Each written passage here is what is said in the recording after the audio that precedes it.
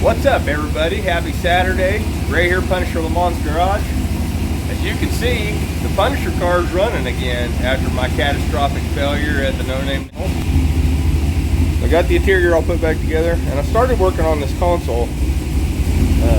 I got to make a piece to go towards the dash, but I really like the way it's starting to turn out.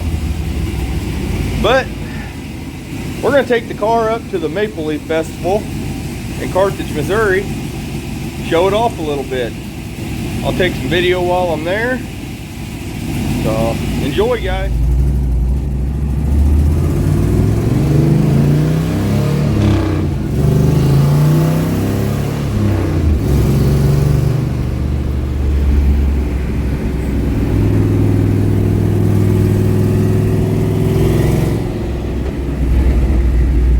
Going for a ride in the Punisher car after I broke it catastrophically at the No Name Nationals.